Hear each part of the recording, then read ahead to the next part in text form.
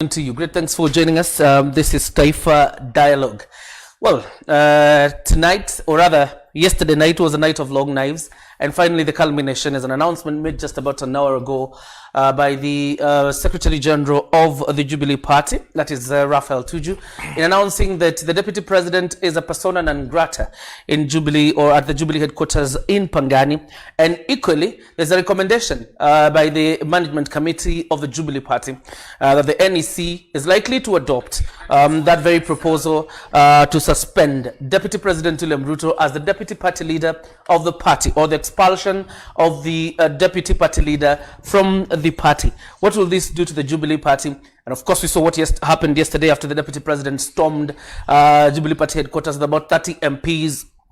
This time, the President is still in France, and well, it is a day of long dramas. My name is John Jacob Kiri. Welcome to Taifa Dialogue.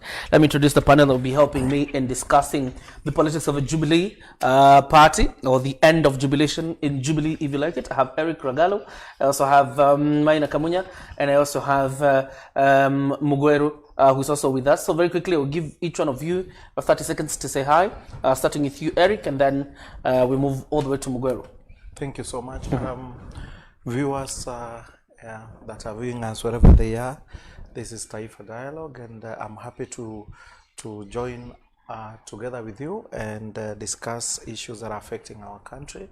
Remember, as Mzee Daniel Arap Moi said, good politics is good livelihood, and bad politics is bad livelihood. So politics is intertwined with what happens in our lives every day. So choose not the bad leader, but choose, yes, a good leader. And we do this as we communicate so that we can observe the political scenarios happening, so that at the end of 5 years, you make choices after having such a discussion in 5 years. You decide what are we seeing and who should look better for us to lead our nation. All right. Maina Kamunya. So thank you JJ na kwa watazamaji wetu, karibuni sana as we start this Taifa TV this afternoon, as we put matter in perspective of what is happening in Jubilee House. So karibuni sana. All right. Mugweru. Good afternoon. Finally, I'm back. Yes. And it's a good afternoon. Yes. But we probably need to look at issues and critically agendalize our direction from today. Thank you. You're very much welcome. Very quickly, let's get into the entire debate, and probably to start with the current issues. Eric, do you think it's justified, the action by the Secretary General of the Jubilee Party to declare the Deputy President persona non grata at Jubilee headquarters in Pangani, and of course recommend for his expulsion from the Jubilee Party? Well, it has been a long coming decision. I wanted to put it clearly that our Deputy President was once a member of ODM. Yes. And he had left Kano and joined ODM. So it was one ODM where he was part of. Okay. And he ruffled feathers in ODM. He didn't want to be one and equal with the others. He definitely wanted to be head of ahead of some people. He thought that he is much bigger than them, and that was the issue why Deputy President had a problem with Musalia Mudavadi when they were all members of ODM. From there, he looked for reasons to leave ODM. Okay. One of the reasons is he went ahead and accused Raila Odinga of removing not Kenyans, but particularly Kalenjins from Mau Forest. And you can remember that noise that was made in Mau. Yes. And that's when Raila made one announcement that if at all the Kalenjins will go, and that will mean him losing the presidency. Yes. And going to Pikamandas, if you remember, he's ready to do it. And like he said, he lost the presidency for that matter.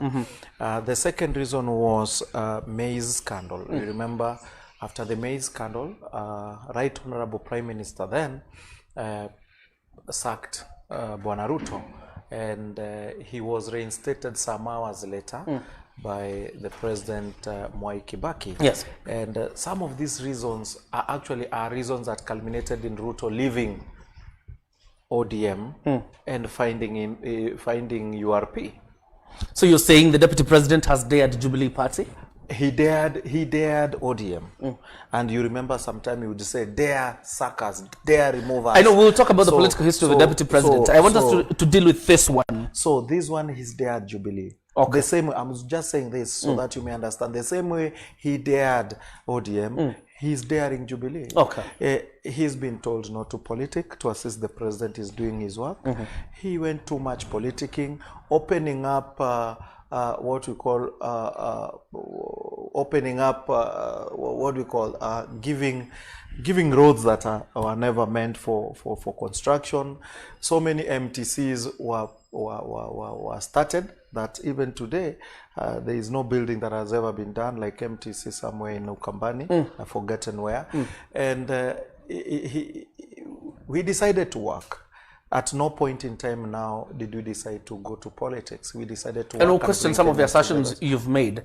Simply you're saying the deputy president has dared the Jubilee party. So what has befallen him? He should have seen it coming. Or he actually asked for it. He's doing it so that he can go. Okay. I'll come to you again. But Maina Kamunya, you support or do you think the actions by the Secretary General today are justified against the deputy president? So thank you, JJ. And maybe two things here. One, we need to ask ourselves, did Dr. Daktari see this coming? And the answer is yes. Was he ready for it? Yes. I think so.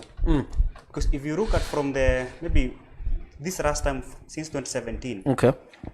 And I remember I said somewhere that we are likely to see this. To me, I'm not surprised. Because I knew we have a matatu here. Yes. And the driver and the conductor, they are not going in the same direction. The driver is looking for a destiny to River Legacy, but the conductor is looking for a direction to accept that position of the driver. So what I'm saying is this: the DP knows that he knew that at this particular time he will need to go against the boss, and it is very unfortunate because constitutionally he is the principal assistant of the president, and when the president saying that we are focused on development, then the deputy president should be there backing him, giving him support, giving whatever it takes to ensure that they achieve the legacy. But now we are in a particular scenario whereby the DP is no longer supporting the president. So I would say this: he is willing for it, he has worked for it, and therefore, constitutionally, because he is not acting as a principal assistant of the president, as per Article 149 of the Constitution, he should leave Jubilee. That's my humble opinion. Okay. It's the action by the Secretary General of the party is justified. It's justified on that basis. All right. Mugweru, is the Secretary General justified? Good afternoon, JJ. Yes. Now, I think I'll have to be brutal with Daktari over there and tell him, whenever you have ambitions, you do not dare to dream. And whatever the SG did today was just stamping a stop to whatever the DP is dreaming. As Maina Kamunya has said, dereva anaangalia destiny, and the makanga looks to become a driver. So the best position that the driver can be is probably give the conductor some lessons and give him a destiny that he wishes to be. Because at one time he will be the driver, and he will also have a conductor to bring up. So coming off from the SG is not warranted because the party belongs to the people and the people need to make that decision. Okay. Thank you. There's a big question probably to ask here, even before we proceed further, because I've heard you talk about the president's legacy and the president of the Republic of Kenya, of course, being the head of state and head of government. But the biggest question I have is, what is the purpose of a political party? Is it possible to separate the workings of government and a political party? A political party makes the government. You will never have a difference between a government and a political party. What do you mean? A political party makes manifesto. When they make a manifesto, they give a roadmap of a certain period of time and what they are going to achieve. If they don't achieve, they need to explain to us why did they not achieve. So after doing that, when they are inaugurated as having taken the seat of government, you understand now the seat of government, they deposit their manifesto into the government. It becomes part of the government's worksheet. So whatever happens in the country today is actually what Jubilee wanted to happen. And that is why sometime I remember as ODM we say tunataka kusaidia Jubilee wamalize mambo yao. Whatever they are going to do, whether wrong or right, let us assist them to finish. Even if watakarangana, tunawasaidia wakarangane wakiendelea. Because that is what they are. Okay. So what is happening, I'm saying, in the government today is Jubilee as per their manifesto. If they failed to give us laptop, it is their manifesto. If they gave us good roads, because I commend Jubilee when I went to Mombasa. I left Mombasa yesterday. Oh, I've never been to Mombasa in 3, 4, 5 years. I found roads well made. Wonderful roads. Wonderful. I don't know whether you've seen them. I've seen them. Man, wonderful. I commend them. You see, where it is right, it is Jubilee. Still, where it is wrong, it is Jubilee. If they failed in maize candle that came from Mexico in 1 week, it is Jubilee.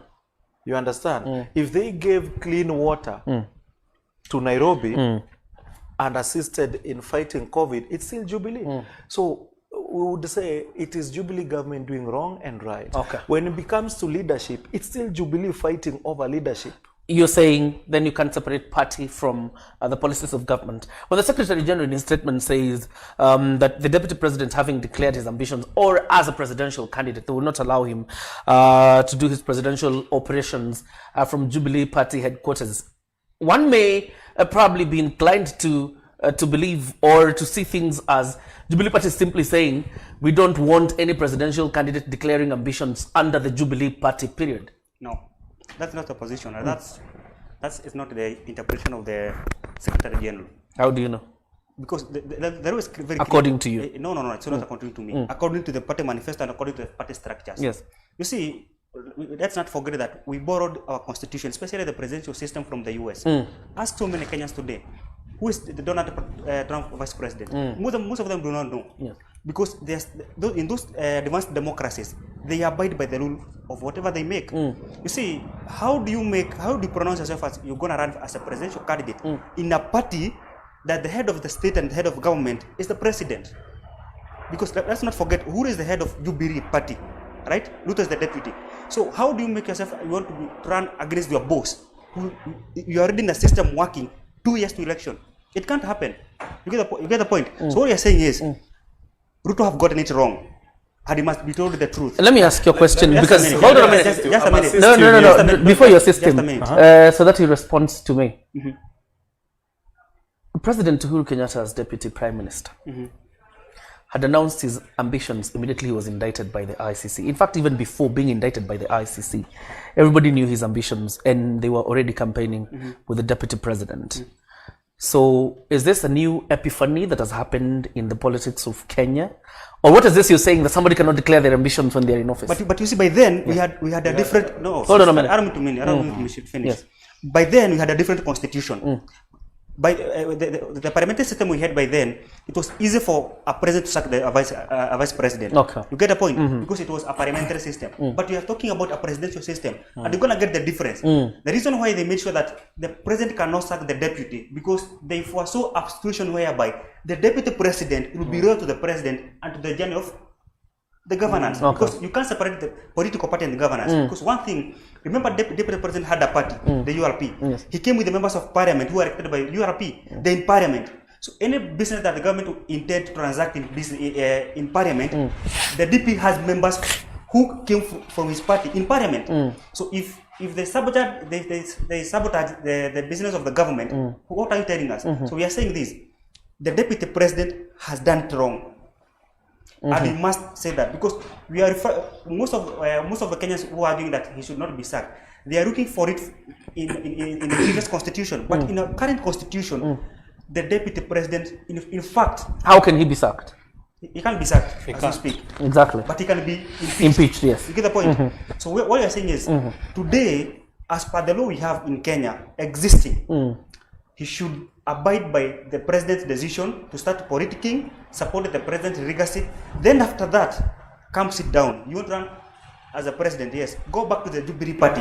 If you win the nomination to be the presidential candidate of the Jubilee, then you run for president. Okay. But as we're talking today, in fact, he went and that's what I was saying to some guys yesterday. The moment the Ruto opened Jubilee Asili. It was clear to him that he had seen a situation whereby Jubilee corrupts, and then you'll have another. In fact, that's one of the reasons why, Raphael Tuju has referenced Jubilee Asili Center in his statement today. But let's just think about yesterday, and I'll go a little bit too far, Mugoro, because I want you to answer that question. What happened yesterday? Hold on a minute, so that you answer my questions. What was the Deputy President trying to do yesterday exactly? I think the Deputy President was just doing his job.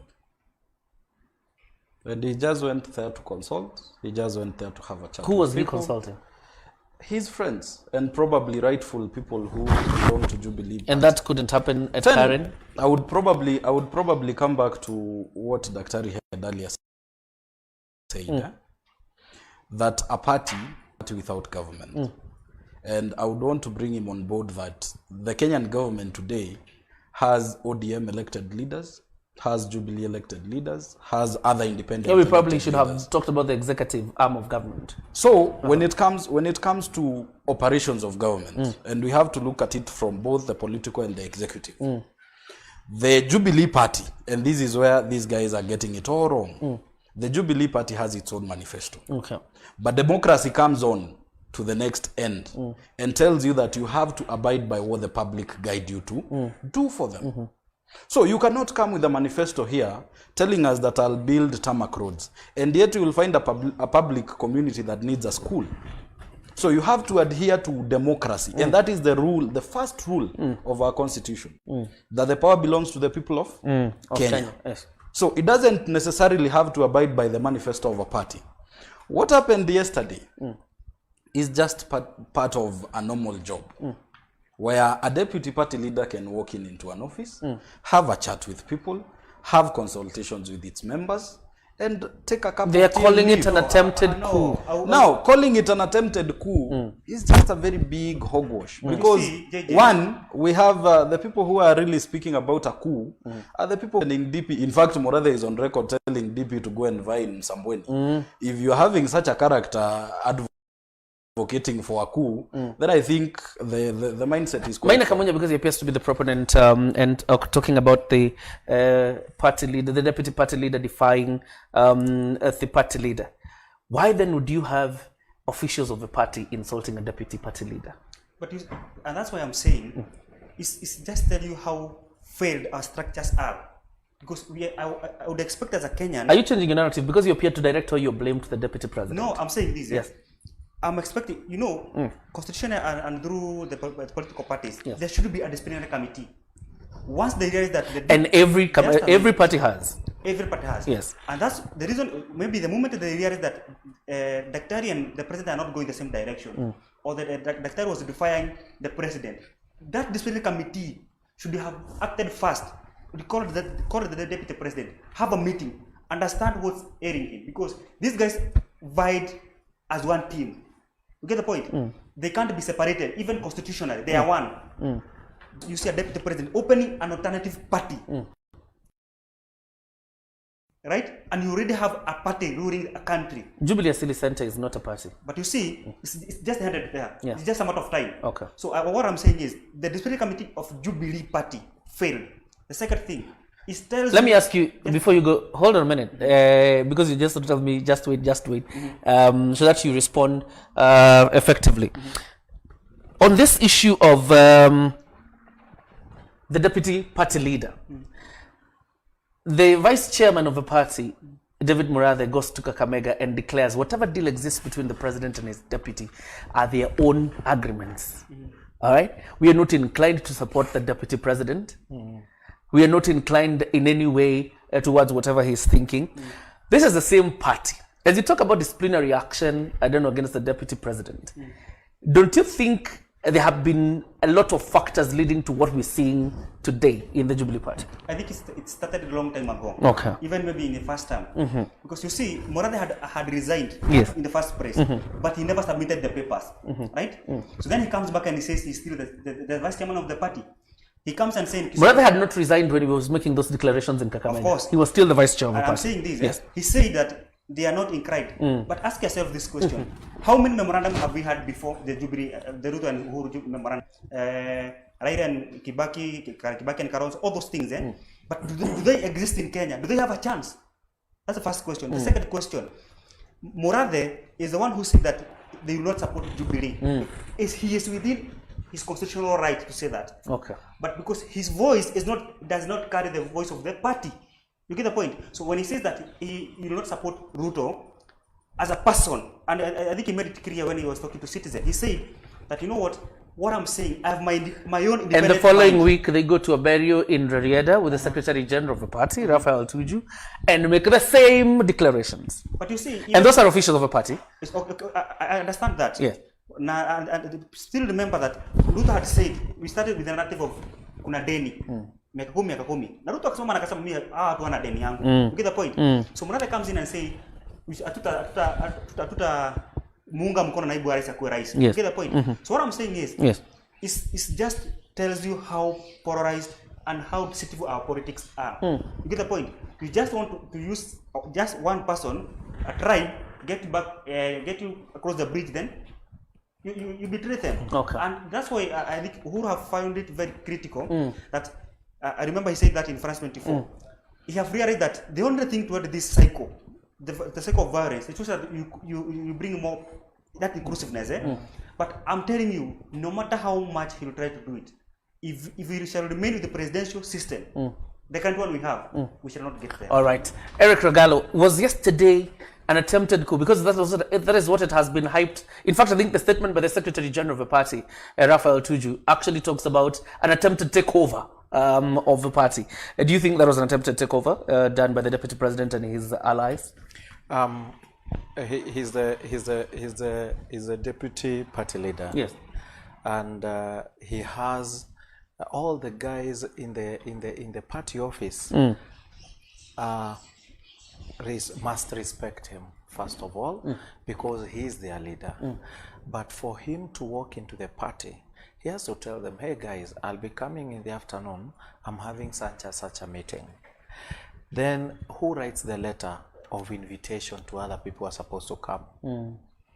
It is the Secretary, It is the Secretary General. Raphael Tuju, who is supposed to write a letter and invite other guys that, hey, the deputy has requested that he's be having a meeting in the offices boardroom from 2 p.m.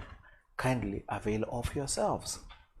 That's how official things are. Except that the Deputy President has made several requests to the Secretary General. No, I'm the giving Secretary you. General has turned down. I've given you Yes. how officially things work, and the Secretary General must be around because in the meeting he must write the minutes. Yes. Okay. He must be around.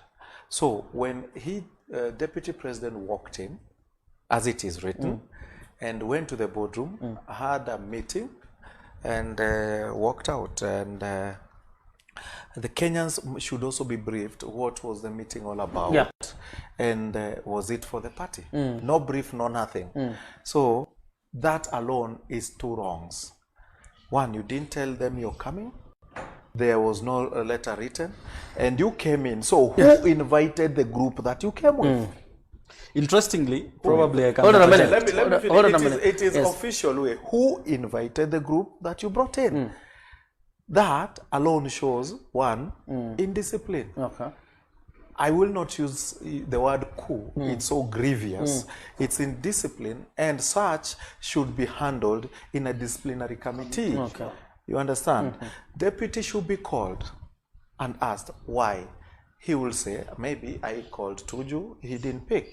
If he didn't pick, couldn't you just not come in the meeting and find him another day, postpone your meeting until when the Secretary General is is there? available. Okay. You understand? So that one is indiscipline. All right. And I would tell you, brother, that we are going to have BBI very soon.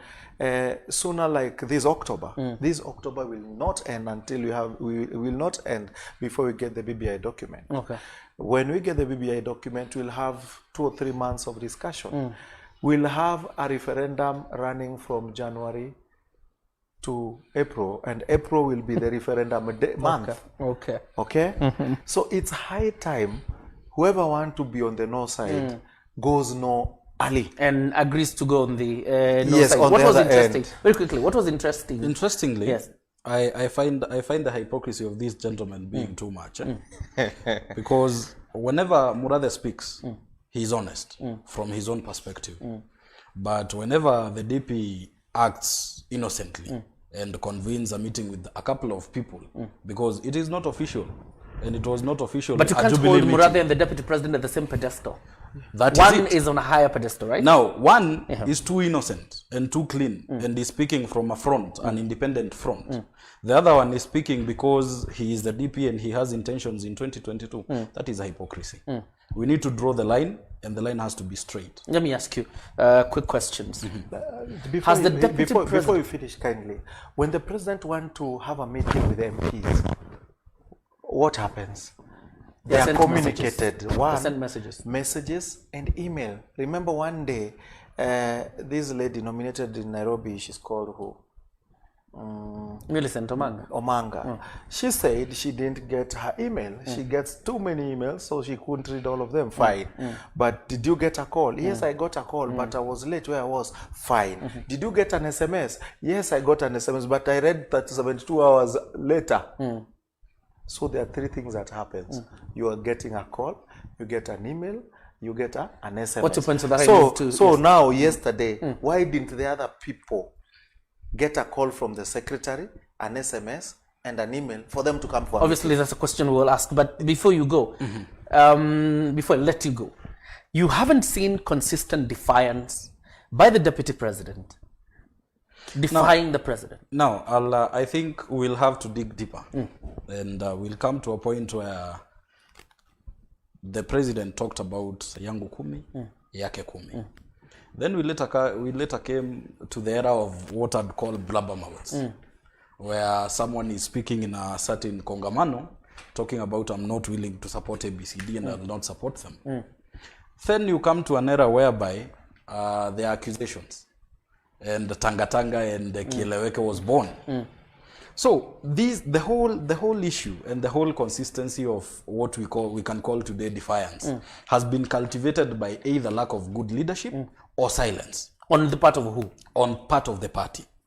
As much as we talk about discipline, anybody who went outside there, even before the party is a little bit too amorphous. Direct your blame to something. What are you talking about? The party leader? Directly the party leader, because that is the father of the house. The moment that somebody showed defiance, then probably somebody went out into a meeting and blabbered out, I'm not supporting ABCD. That ought to have been quelled and recalled. Okay. So we need to be concisely clear. The failure is not about defiance. Yes. The failure is about lack of good leadership. Secondly, what I would like to reiterate to Eric. Yes. He talked about 30 people meeting. Jubilee has 140 elected MPs. So if 30 people meet, that is not an official Jubilee meeting. We need to be clear about that. In fact, we haven't even reached the threshold of a third of the elected Jubilee MPs by having 30 people. So it doesn't in any way qualify. In fact, the invitation by the Secretary General only comes if it's a party meeting. Party meeting. Yes. So we need to be totally clear, and that is why I framed it and I told you very well. It was just a casual engagement, having a couple of friends who are elected by Jubilee, coming to the party house, having a cup of tea. What statement exactly? Because we must ask ourselves about the optics. What statement exactly did the Deputy President want to make when he storms the Jubilee Party headquarters with 38 MPs in tow? Even the casualness in itself. Stormed? What statement was he trying to make? We need to re-verify the word. Who stormed? Okay, let's say he didn't storm. He's walking with the 38 MPs in tow. What statement did he want to make? He just had his friends. You see, Innocently, he just had his friends. Maina Kamanya, hold on a minute. That was it? Yeah. Walking in with friends. You just come into your party building, which you contribute to with the benefit of history, what has been happening in the Jubilee Party headquarters and opening the Jubilee Assembly Center. You want to tell us the Deputy President just walked in for a casual meeting and that was it? There was no statement he wanted to make. We are reading too much malice, and that is why I told you there's too much hypocrisy. Okay.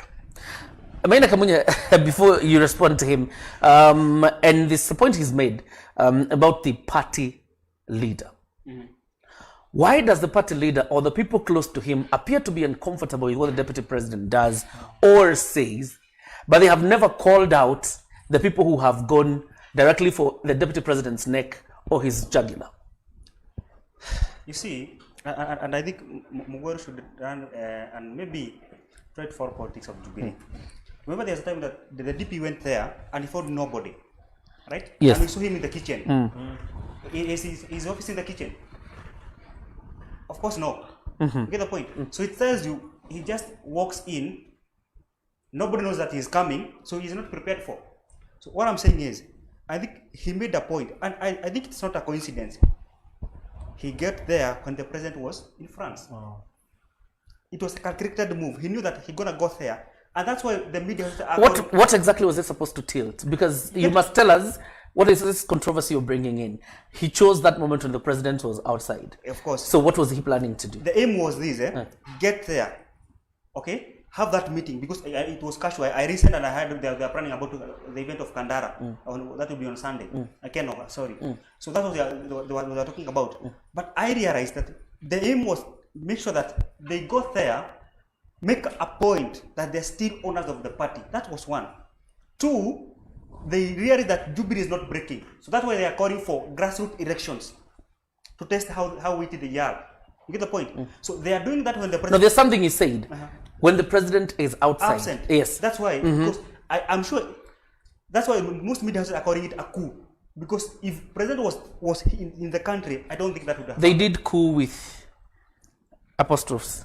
Of course, yes. Yeah. That's and why when that is done, that is not to mean a coup. Yeah. That's why, because the movement from for the deputy president, it clearly tells you this is a guy who is prepared. Tell me something, Maina Kamunya, before you ran away. They did it when the president was outside. Absent. I want you to give me the relationship between the president being outside and what happened in the Jubilee Party. One, because the president does not operate from Jubilee Party headquarters. He operates from State House or Harambee House. This is not government. It's actually a party. So tell me, what is the relationship? Or what is it conjuncture, or is there a relationship between the president being out and what happened at the Jubilee Party headquarters? And that is what I wanted you to explain to us. Remember, we had a conference. Yes. He missed. The president was there, right? So, and the public interpreted it as gross misconduct and gross insubordination. Now, the president goes out. Deputy comes in. You get the point? So, the point he's trying to make here is, I want to be fired. You get the point? These two consistent. And he was telling the president when he's outside, I want you to fire me. Because he does not have the courage. That's why I'm saying, if Ruto gonna be the president, he'll be the weakest president. If he was daring the president, don't you think missing the COVID conference already was daring the He president? can't gather that confidence in the face of the president. Okay. Interestingly, Okay. interestingly, Hold on. Let me finish. He can't gather that confidence. And that's why, you know, if you try to interpret what you have for that 1 week, it will tell you. This is a guy, he just wants to take sympathy, right? He's just looking for sympathy. He just wants to act. Then, when the president comes, because the statement by the SG, I'm sure the president is privy to that information. He knows, because he's a party leader. And I'm sure you have an input in that statement. You get the point? So he knows that this guy defining me. He is not willing to abide by what I'm the guidance that I'm giving. Then, now tell me, because hold on a minute, because I asked you a question that you have not responded to, and I asked you if the president or the people around him, his handlers, have a problem with what the deputy president is doing. Why isn't the president uncomfortable with the jabs that have consistently been thrown against his number two? Remember, this thing started with the DP. He's the one who started this movement, right? After being warned so many times the president, hakuna siasa tufanye kazi, miaka 10 yangu kisha nitakupea 10. But the DPS can't wait. He's not patient.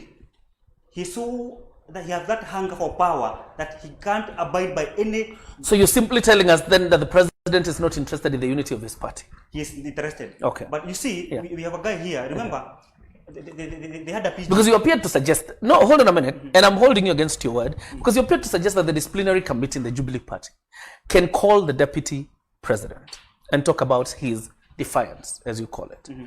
But the disciplinary committee has not summoned the deputy president. Neither has the disciplinary committee set to talk about the secretary general and the Jubilee vice chair making the statements they made from parts of Western Kenya. Isn't that then elementary that either the president is already partisan to one wing of the Jubilee Party or is not interested in his... That's not the point. Yes. Remember, the DP knows that this disciplinary committee have members from his supporters and supporters of the president. Get that clear. But there has not been any attempt by the disciplinary committee to convene. Get that insight. Yes. Get the point. So he knows And I think his aim was that ensure that Jubilee is divided, so that as I go to Jubilee Assembly, I'm sure no matter You've broken the party behind. no matter whatever happens, the party is broken. Okay. The party systems have collapsed, so nothing can operate. They can't be able to call me for the disciplinary committee because that committee is divided separate in the middle. You get the point? Okay. So the act of defiance is aware calculated move, right? Because he knows what he have done already. All right. Yeah. I'll give you a very easy example. Yes. Our party leader, Right Honorable Raila Odinga, he doesn't just work in ODM party offices. He has his private office, Yes. and ODM party office. When there is an issue that needs the party leader is usually requested to come to the party, and he definitely comes, and they do what they are doing in the party. But which I've is seen him official. walk in several. Yeah. I'm saying he doesn't just walk in. Okay. He doesn't just walk in. We have the party leader of Jubilee, who is the president. Yes. He has 2 offices. One office is in Harambee House. The other office is in State House, which is an official residence, which acts also as an office. So he doesn't just walk into Jubilee House. In fact, he has never been there since he And was how elected many, as time, president. how many times has he passed there? He hasn't. No, he's passed there, passing like from Pangani coming to Thika, Ruiru, Si hata passing mimi napitiaga. unapitia. Everyone passes there. He has But he has never set foot because in that he's office. never been requested to come. He's never been requested, come, we have an issue where we need a party leader. And if there's anything to be tackled, sometime he tells them, njooni mahali niko. They will come. So, what was it that the deputy president also have 2 offices? He has his Harambee House, Harambee House Annex. and he Karen. has his official residence, which also is an office. What is so big for him to walk in and have a meeting on how they are going to do Harambee in Kandara? I mean, Harambee Kandara needs a meeting, in the Jubilee House. It's questionable. Yes. So he had also to tell us what he wanted to do. And I'll give you one scenario of presidential system in America. It's not automatic whoever is a deputy president or president ascends to presidency. When Obama was a president, the deputy was the current candidate. He never showed Obama wanted to be president. He assisted Obama to the end. Who reigned that time? Clinton reigned twice. You understand? Clinton reigned, the lady, Hillary, reigned. Joe Biden was not running. Actually, he kept his cool. Right now, he is running. He actually was viewed as a popular candidate then, but he didn't run. vie. Yes. Why? He didn't want to outdo his master. He wanted to assist. Those people understand the presidential system very well. And you find, even when Bush was president, Yes. the deputy never ran. Someone else's did. Right now, you'll find whatever happens in America today, you will not find the same person running again if it will be Democrat or Did you think about the same when Kalonzo was running in 2013? Kalonzo, And did you think about the same when Raila Odinga was running in 2013? 2013, the scenarios are so different with that time and this time. Remember, we inaugurated the constitution in 2010. So the guy on the seat, it was so hard it's so hard even now for the deputy to run, because you're bound together to work till the last day. And DP, What was different then? DP having an urge of running as a president is right, because everyone has a feeling. No, I'm just giving you, because you gave us an example of Obama and Joe Biden, which is actually almost like the old constitution we had, which is the vice president and the president, as it were. And I'm asking you, the sentiments you have against, I don't know, a deputy outshining his master, did you have the same opinion when Kalonzo was running in 2013? But you see, Kalonzo did, okay. But you see, Raila was not. Raila did not become. I'm talking about Kalonzo Musyoka. But you see, okay, I understand. And maybe the mistake you're making is that we had another constitution dispensation by then, before it came to 2013. Remember? Maina Kamunya, the example that Eric Ragalo used is the vice presidency of the United States of America, which is almost similar to the situation then. And I'm asking him, did you have a problem with Kalonzo running in 2013 while he was still vice president. Did our constitution allow that? He was a vice. Yeah? Just a minute, did our constitution allow that? Yes, it did. Yes, that So does it disallow the current situation? Yes, Yes. yes, Yes. This constitution does not allow that. I think this point have been made severally. These guys are joined by the hip until the last minute. Till the end. Unless he is impeached, he died, he become incapacitated. Okay. Ruto and Uhuru will go this way until the last Of course, minute. until the last Okay, day. let me give a scenario. And that's What why- happens today? Just a minute, Olgaro. That's why, and I'm thinking if they were in good terms, and that's why maybe president have not been in the Jubilee House as the chair party of the party, he became the president.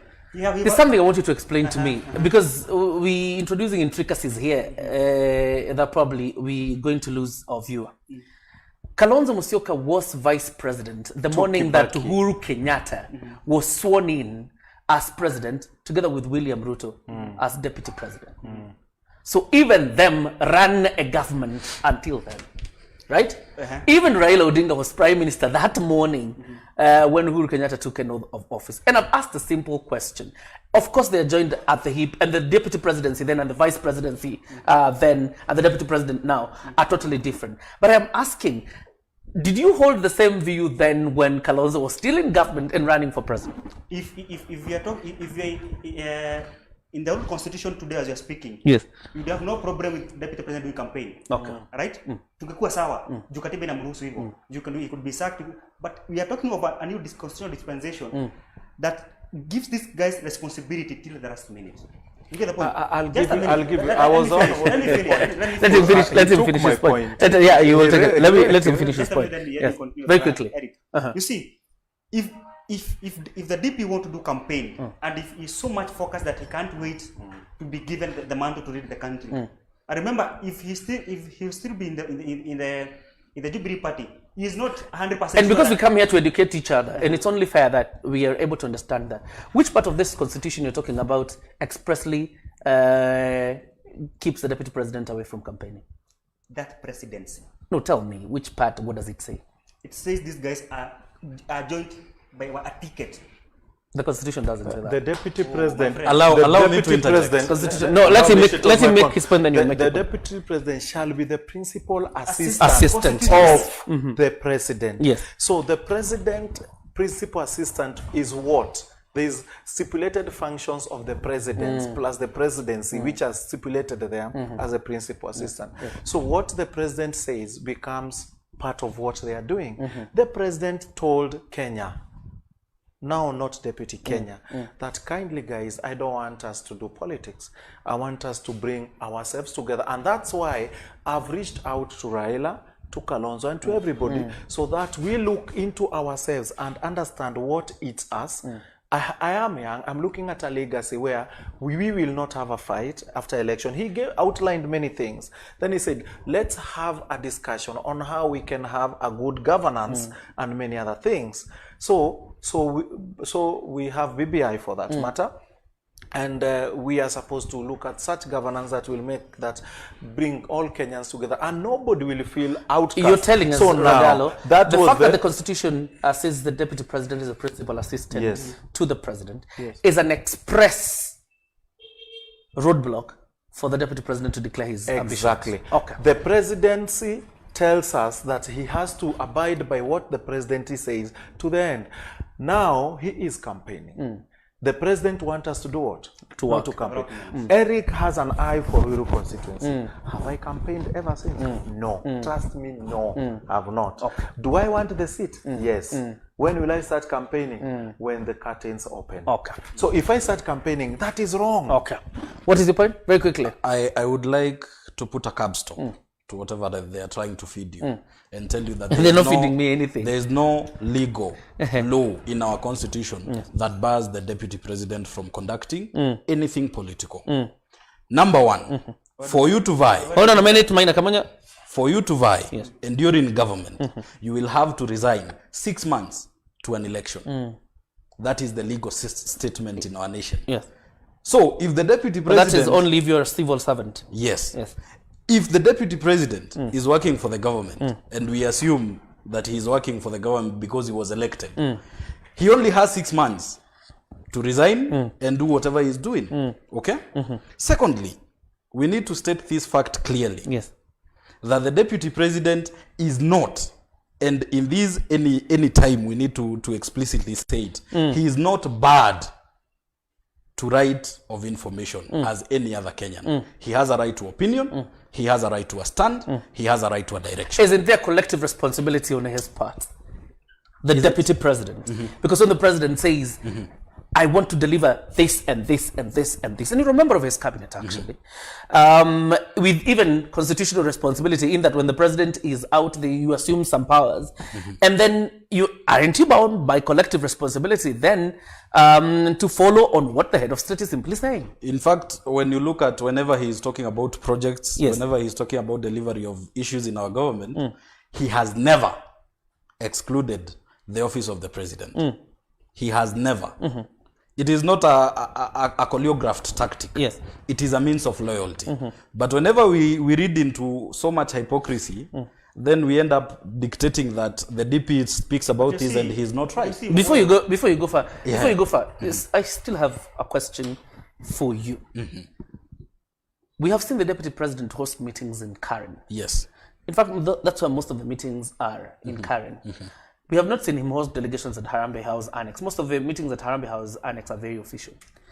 What was so special that the meeting yesterday had to be done from Jubilee Party headquarters in Pangani? And I'm just asking you a question. Yeah. If the members who are holding the meeting are Jubilee elected leaders, what so big is it of a person who funds the party to just walk in and have a good meeting? But KJ, you see, What legally? JJ. Because MPs are Practically, of course, legally there's nothing. Hold on a minute, gentlemen. The last time he was there, Kabogo lost the governorship. The last time he was there, and I'm asking you, yes, legally nothing keeps the deputy president away from Jubilee House. But then I'm asking you, hold on a minute. There are optics. What do you think the deputy president wanted to achieve yesterday in terms of optics? To me, I do not read malice. And to me, I do not read any kind of inductions or rebellion. Yes.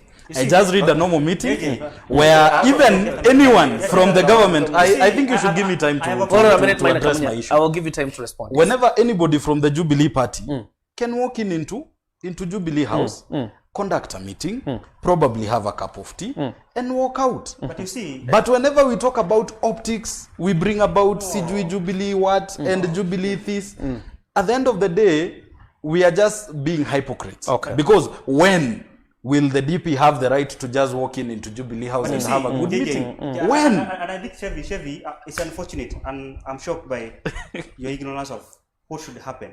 Go read Article 149 of the Constitution. You get the point.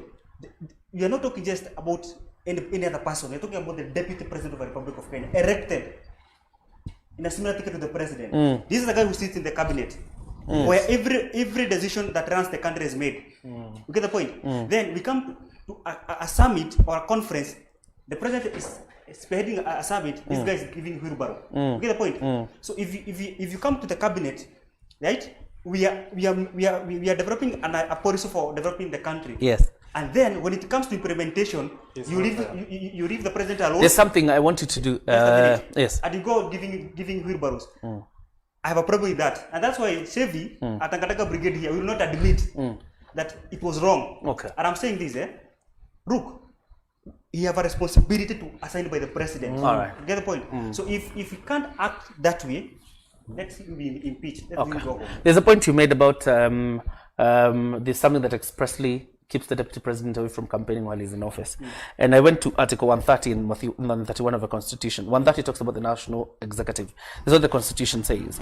The national executive of the Republic comprises the president, the deputy president, and the rest of the cabinet. The composition of the national executive shall reflect the regional and ethnic diversity of the Republic of Kenya. But then it goes to the authority of the president and tells about the functions of the presidency, talks about the power of mercy, exercise of presidential powers, decisions of the president, election of the president. In fact, when I look at this constitution, it doesn't have any express work for the deputy president other than being a member of the cabinet. Article 149. Article 149 of the Constitution. No, Just can Hold on a I minute. interject? No, before you interject, It's Article 147. Article 149 is dissolution of a deputy president's office. functions of the deputy Yes, president. yes, it is The deputy Article president 147. shall be the principal assistant of the president and shall deputize for the president in the execution of the president's function. The deputy president shall perform the functions conferred by the constitution and any other functions of the president as the president may assign. Subject to Article 134, when the president is absent or is temporarily incapacitated and during any other period that the president decides, the deputy president shall act as the president. So what are the constitutional laws given to the deputy president? To assist the president. That's one. Be Yes. the principal assistant. Yes. Then do the function assigned By the president. the president. Okay. So when the president says we are going this direction, and then he goes giving wheelbarrows, Yes. because it's very clear that he will do responsibilities given to assist the president. Yes. So Assigned if, also. Assigned to assist the president. So if the president is heralding, But the president hasn't Just a assigned minute. him any duties now. Just a minute. When we are doing the COVID thing and the conference, it was the function of the presidency. So he was supposed to be there. So when he was giving wheelbarrow somewhere, he was. That's absconding duty. Of course, yes. Okay. And that's why I'm saying it's gross violation. All right. Let me give you an example, a very simple one. Yes. How the president can also assign something to me indirectly. When they sit in the cabinet paper comes on how we should conduct ourselves during COVID, and the conduct becomes part of the things we're supposed to Yes. do. Wearing mask, washing hands, then you don't do those. What happens? What happens in such a scenario? Yes. You are endangering the life of the other Kenyans. What happens? You will be taken in for endangering. And that's why you'll find when COVID started, many people found that even a governor, or is a deputy governor, found himself in trouble because of such violations. So when he seated in the cabinet meeting, whatever is discussed, it binds him It too. binds him. It is assigned. Yeah, I don't need to have to tell you, Yes. "Wewe brother, nataka kesho ufagie kutoka pale mpaka pale." No. Whatever we discuss in a meeting, it's bound to you. And it's the collective responsibility I was asking about. Exactly. So now let me ask you, and this is why I'm saying this guy is wrong, and he should be. In fact, after this, he should be impeached. Do you want to tell me the president told him, assigned him to be using his compound, to be giving wheelbarrows and everything, and doing what he's doing, and even dancing, whatever I saw him dancing the other day, sitting on a wheelbarrow? Was that what Uhuru assigned him to do? And if that is it, then the presidency is a joke. Absolutely. The presidency is a joke. And if the presidency is so serious, what we believe is sacred, What makes the presidency a joke? if that is what is what is assigned Wheelbarrows. to him by the president, then the presidency is a joke. That's what I mean. And if at all the presidency is what we've been giving revere and fear during Moi's time and giving honor to, because you give honor to something you revere, then let's step up the game. All right. You Step wanted up to the game respond? means he Yes, should be. I wanted to respond to what Eric had said. And probably we need to redefine assign. Because assign means a duty. Assign is not an order. Assign is not a wording. Assign means a task, a duty. Which you must deliver. Yes. Because you've been So, waking up today and telling you, JJ, you cannot walk out is not a duty. Telling you that you cannot walk out and you need to clean this room is assigning you a duty. We need to be very clear about that. Secondly, we need to talk about defiance. And back in the dailies, back in April, we had some headlines. Yes. Ruto aachwa nje mkutano wa COVID-19. Those were some of the headlines reading in the dailies, that he was kicked out, or probably he was left out in a cabinet meeting or one or two meetings involving the MOH. He has not been left out of cabinet meetings. I think it's only the National Security Council Yes. meeting. And Yes. whenever he was left out, the dailies were very vocal about it. And they were telling us how the DP is weak and everything. But now when he has decided, okay, you left me, and you're holding a meeting, and probably it's okay, you didn't give me enough notice, and it was told that way, you didn't give me enough notice, so I'm not coming. No. They are running helter-skelter. On the steps of Harambee House Annex, the Deputy President comes out, and of course to tell Kenyans to adhere to the guidelines of the Ministry of Health. And he's asked why aren't we seeing you in meetings with the president? And he says probably because of protocol. He knows about those meetings are happening. He attends them virtually because the president and the deputy president cannot be in one room. When did he realize he was left out? Because he's used to telling us, they are together with the president. He knows these meetings, how they happen. So when was he left out? In his own admission, he has never been left out. Yeah, he's not in his own admission. But whatever we are quoting in his own admission, he has never been left out. But whatever we've been quoting on, and whatever all this is running out from, is what we've been seeing. You talked about what newspapers have been writing. The segregation of the deputy president or alienation of the deputy president. And that question was posed to him by journalists at Harambee House Annex, and he was giving that statement. And he said it's only the president and the deputy president, during a crisis like this one, cannot be in the same room together. Of course, because of what is in the constitution and the order of succession. So at what point was he alienated, or was he lying to us then that he's not alienated, and indeed he was? At the moment, I would say that whatever we read from and whatever pages we read from is what we call the reality. Can I tell you something that this guy will not... Don't tell me something, I still want to hear you. What are you saying? Let me tell you something. Wait a minute. What are you saying? What I know, and what probably I would stand by, he was not 100% involved in the COVID-19 period. And that one we can even read. We even read that in one of the presidential addresses where even his composure was totally off.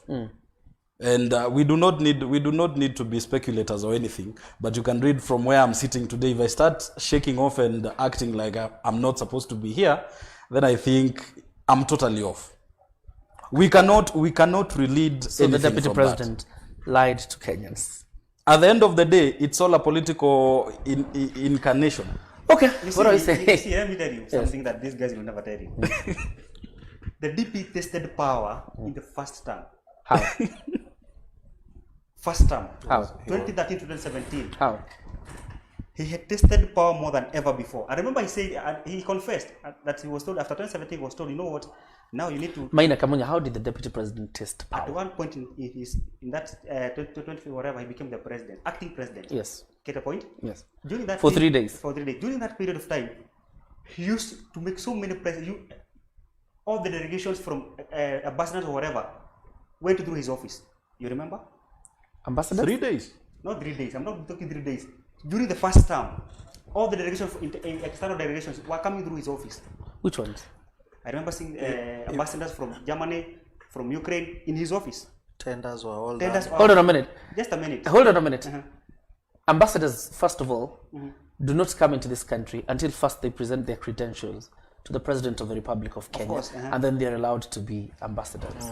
That's nothing, hold on a minute, nothing bars an ambassador. In fact, I think the European Union ambassador was with the Deputy President last week, and nothing bars them from discussing anything with the Deputy President. I want you to tell me how the Deputy President has tested power. And of course, you've talked about the 3 days, which is true, that he became the acting president. Yes. He could spearhead projects. You get the point? He could sometimes almost chair cabinets. You get the point?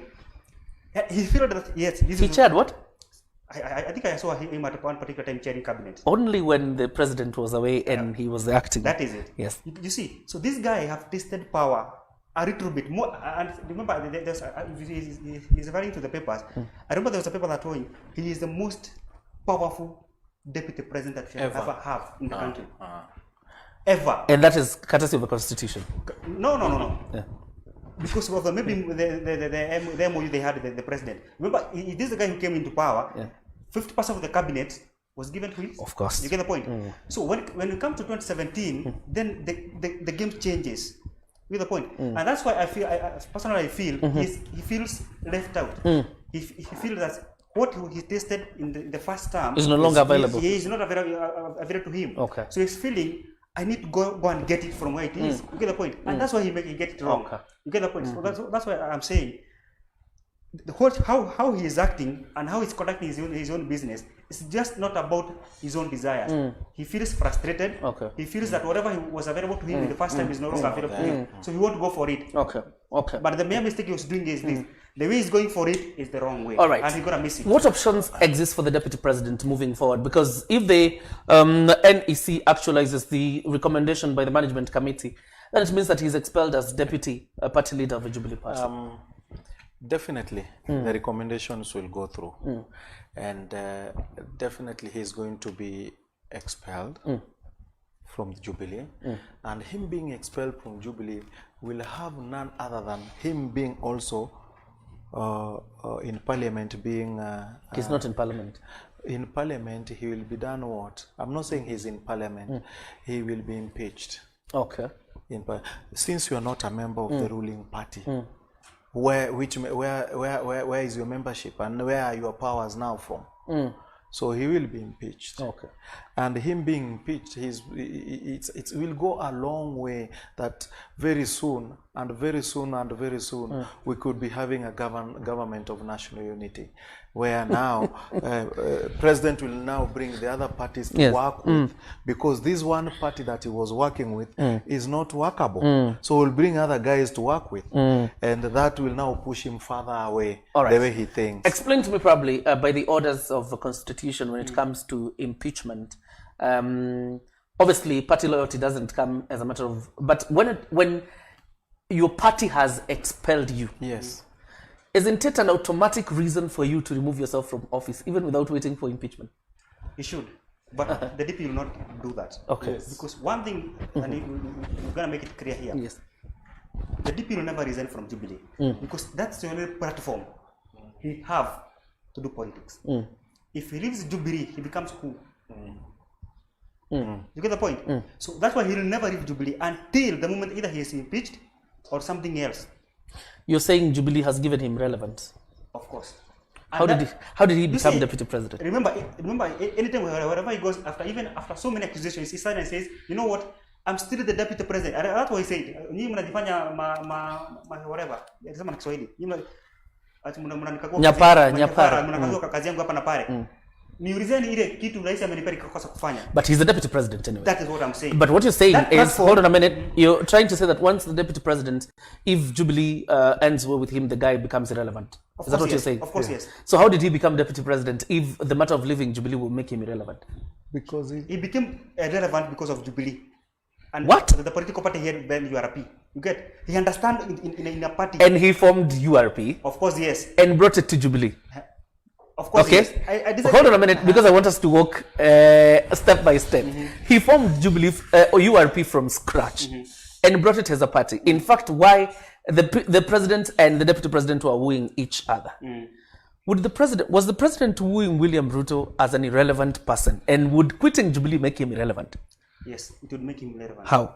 One, does he stand a chance today as we speak to form another formidable party that can win an election in 2022? Yes. No, he doesn't. Why? He doesn't have that opportunity. He Why? doesn't. time. Because time is running out. Time. Get the point. When The was second- TNA formed? Was Uhuru in government? Hold on a minute. When was No, TNA? yes. Yes, Uhuru It was was in formed, government. but Uhuru was in When was government. TNA formed? You see, Hold on. it's 6 months election. When was URP formed? Okay, the same thing. And he was MP for Eldoret North Pen. But consider this factor, right? It is easy So for- there's no just time a for him minute. to form Just- another just political party. Just a minute. Why is Mwangi Party Kejori irrelevant today? Formed it just the other day. You get the point? Because if you form a party when you're in government, when you are a member of parliament, it is easy for you to get these members who are already in those parties in the parliament. You can move them to your side. Jaramogi Oginga Odinga leaves KANU, forms KPC. Did he become irrelevant? Of course, yes. Where did he go? How far did he go politically? You can't talk about opposition politics without talking No, about Jaramogi Oginga. JJ. When Raila, let me Where give did he him go an example. politically? Let me Yes. give him an example. Where did he go When politically? Just a Raila minute. went left for Kenya, Yes. and went to Formed Tinga. No, Tinga was a slogan, not formed Tinga. Yeah, it was And called went to Tinga Imemeza Jogo. LDP. Yes. And formed NDP. NDP. NDP. Yes, and formed NDP. Yes. He made sure NDP went to Parliament. If it was not in parliament, then NDP will not have wooed other MPs during the next election you can't to woo join MPs it. when In fact, it's good you cited the example, so that it doesn't not just look like an argument. You cited the example of Raila Odinga, elected on a Ford Kenya ticket. Then he realizes, I'm not with these guys. He resigns and seeks a fresh mandate Yes. on an NDP ticket. Yes. Did resigning make him irrelevant? It will make, Even after forming now, NDP. Let me tell you why it will make Ruto relevant. To those relevant and irrelevant. Relevant and to those, irrelevant. to Okay. those people who believe in Ruto, not Jubilee, as a party, will follow Ruto. And those people who believe in Ruto, Jubilee, Ruto, Jubilee, Yes. will be left in Jubilee. All right. There are people who believed in Jubilee, Ruto. Jubilee, Ruto will have a 50-50. You're saying that those who support the deputy president because he's in Jubilee. Yes. So those ones will not go with him. Yes. Those who support him without As whether Ruto, regardless of yes, party. Yes, we'll go with him. So will he become and where are irrelevant? they? He'll become Where are irrelevant. they? Those people are in another one small region alone. They will go with him. He will become he will be He will become relevant to them. But the relevancy he's getting from Jubilee will be cut into size. okay. Let me understand your irrelevance. You see, if he resigns today, he'll be left with Wanjiko. The hustlers, as they calling them. But bear in mind, these hustlers are controlled during elections. Get that clearly. Today, you come here, you mobilize 1,000 youth today. But that come that day of election. See. Whoever will be running here will have a say in the Wanjiko's mind. And that's what I'm saying. It's very easy for you to have a political party, to form a political party when you're already in parliament or within government. Because you'll be able to all these members of parliament who are already in parliament. But when you get out, you become a lone ranger. You have the people, yes. But you mobilize the people, yes. But how impactful it will that be to bring the ballot? Get the point? So he can still a chance of being relevant to the Wanjiko. Okay. Right?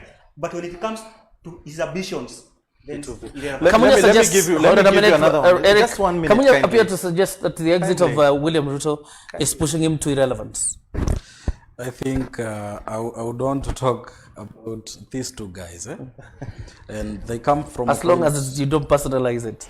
from a point of misinformation No, I'll give you a point. and from a point of no knowledge. Yes. No knowledge on what? I'll revert them to 2005, where Raila and Kibaki went sideways. Raila was eliminated from the ministerial capacity. Yes.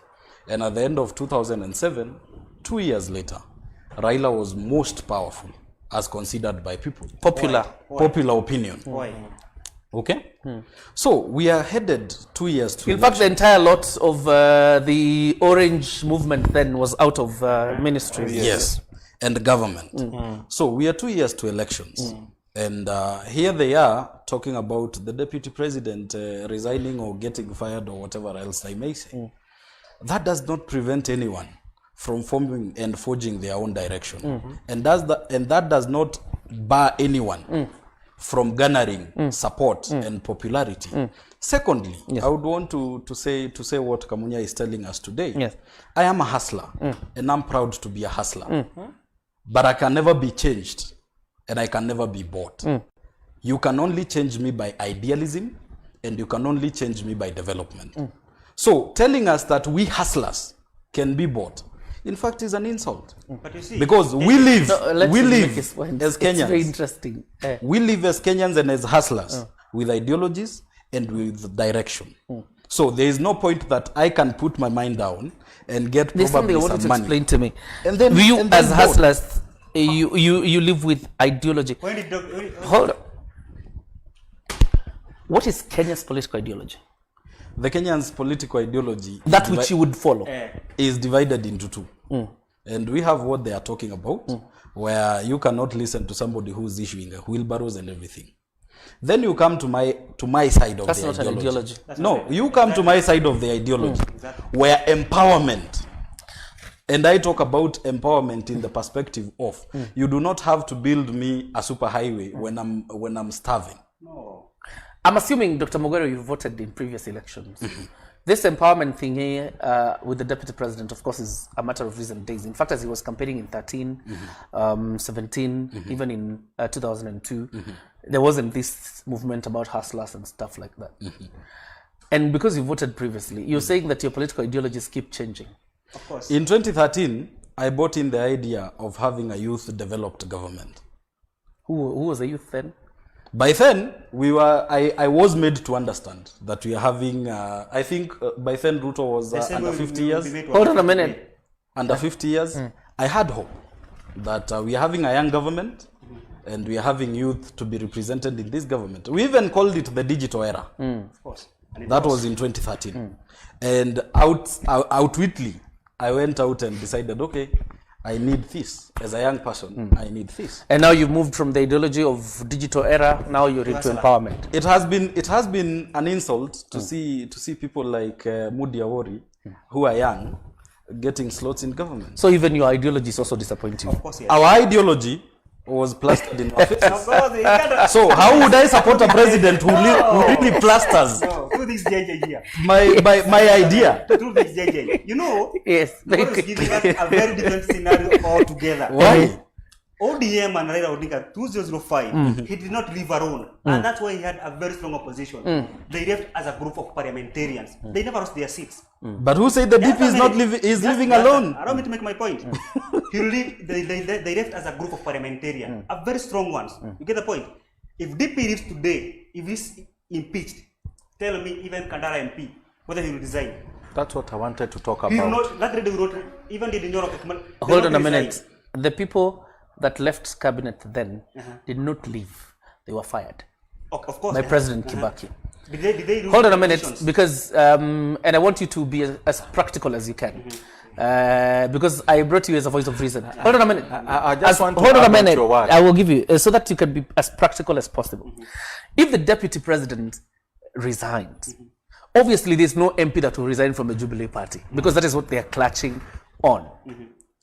But it will only be a matter of time. And think about it: when President Uhuru Kenyatta formed TNA, most of his MPs were PNU, right? Because they had been elected a PNU ticket. Sure. So what they were just waiting for is for the elections to come so that they move into his camp, which is TNA.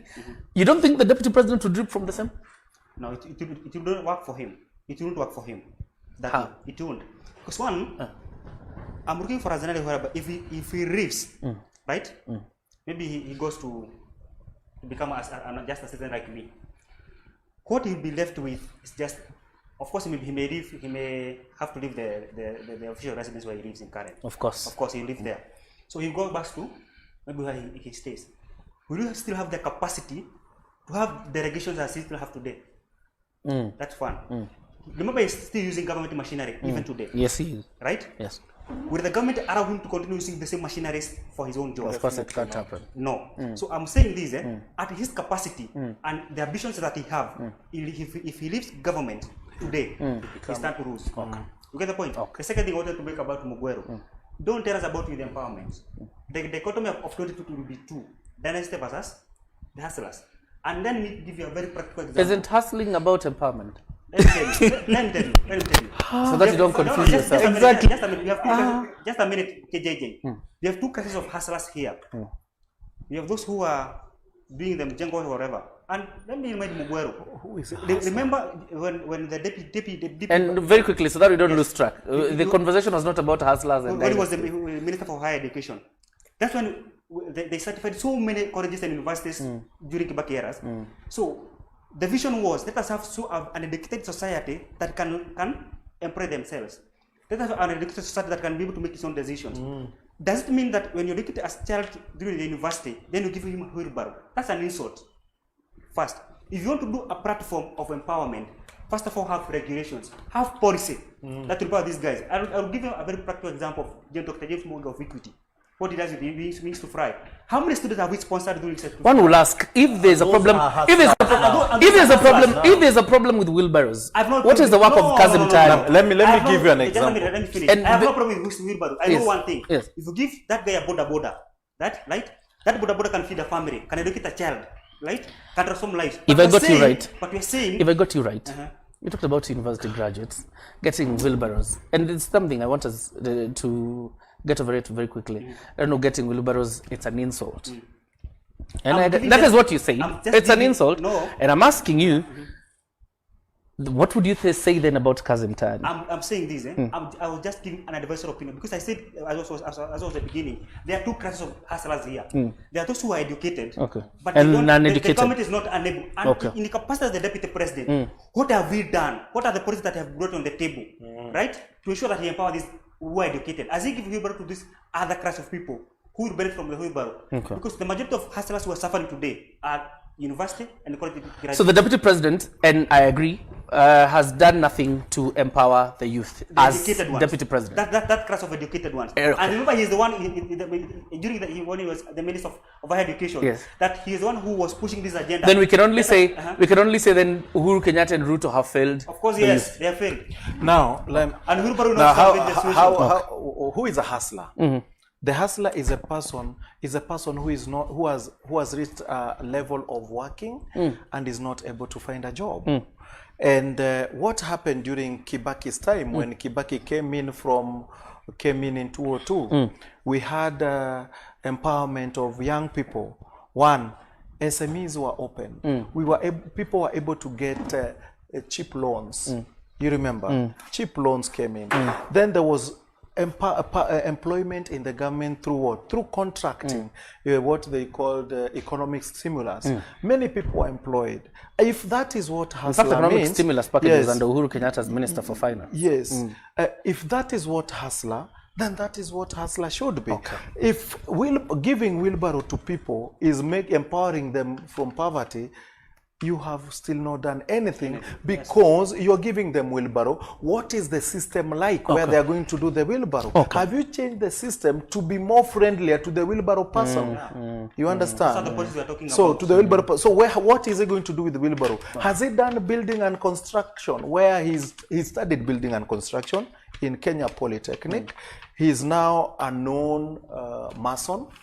He can use wheelbarrow, right?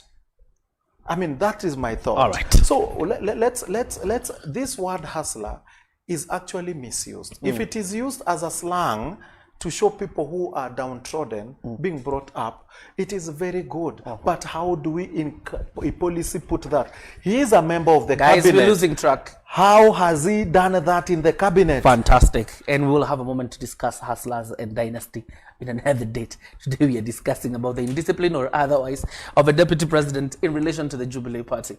And as we do that, because I see I have like about 10 minutes, let's talk about Insubordination, where there is a by-election.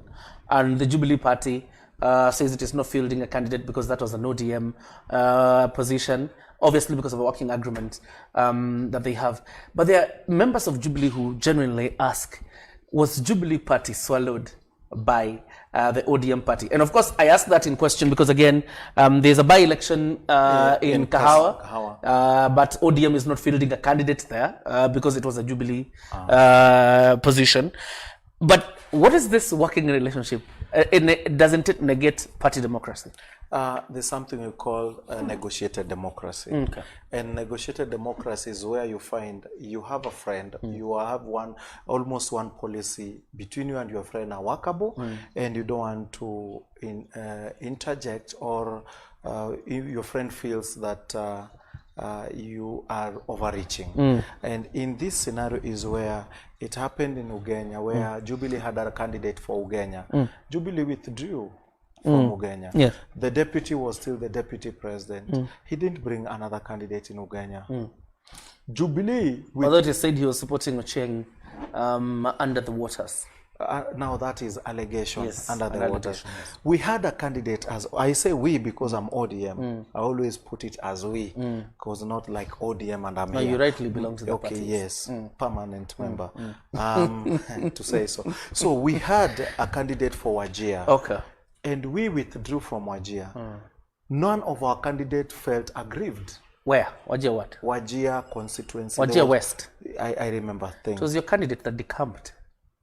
We had a candidate. Ahmed candidate decamped. I remember. We still Ahmed Kolosh was elected as Wajir West MP on an ODM ticket. That the court nullified his win. He decamped to Jubilee and won. Yes, the Wajir West we seat. had a candidate. I'm not saying even if he left, we didn't. We had a candidate. Then we decided not to field. No, that candidate didn't feel aggrieved. Then coming to an election in Kahawa and Dani, we have a candidate for Kahawa and Dani. He's called Evans. ODM. We had to talk to Evans and tell Evans, you'll have another time. Let this seat, since Go back it was to Jubilee. let them decide who takes the seat and let them fight with other parties, but not us. Negotiated democracy. Coming to Msambweni, the same. So why I don't understand when it goes to the other round that Jubilee is dropping down a candidate for ODM, it becomes a heap of a story. And us, we had two candidates, one for Naivasha ward. Oh, the Naivasha yes, East. Lakeside. The something. Lakeview ward. And we had and we had to pull out. Okay. It was not a story. It is now a story because Jubilee is dropping. First of all, let's think about why it is a story. I remember, remember, we had a candidate for Kibera. Yes. One side of Jubilee decided no. We are going to support ODM with their candidate. Now this is where the problem comes. The deputy president side, and I have to say William Ruto side, decided to field against the will of the party.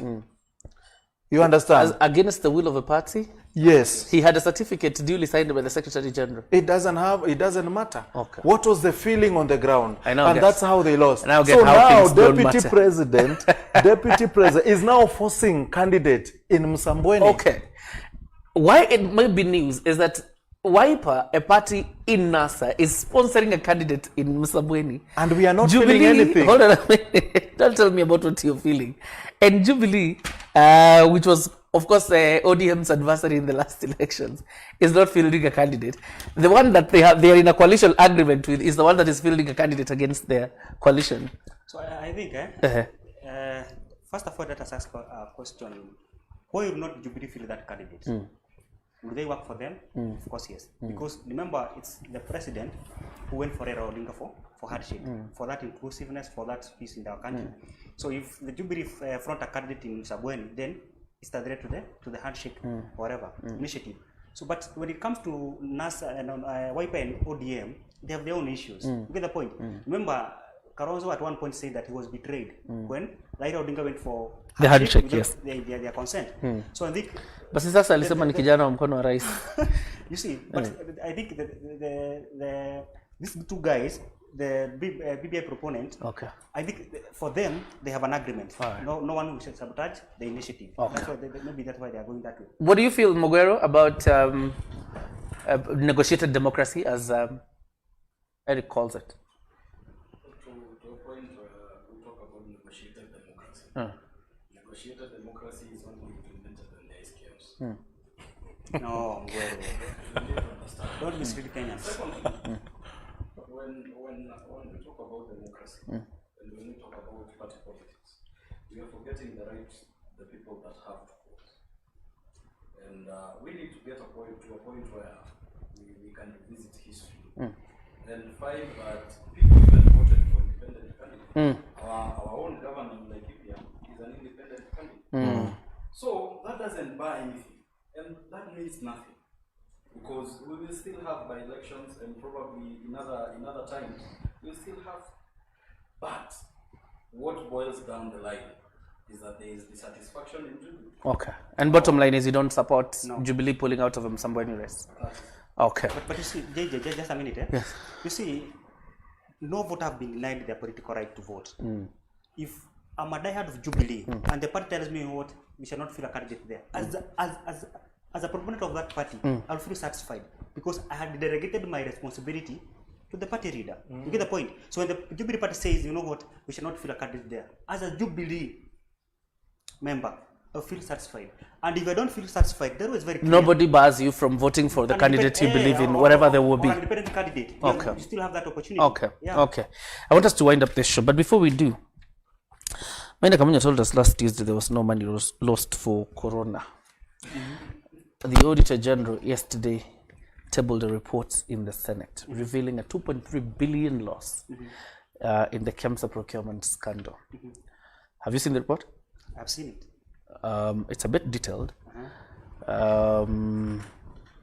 what do you want to do? Do you still want to stand with your... Maybe I would say this, It's unfortunate that there was money lost, but I still have some observations, Come on. Why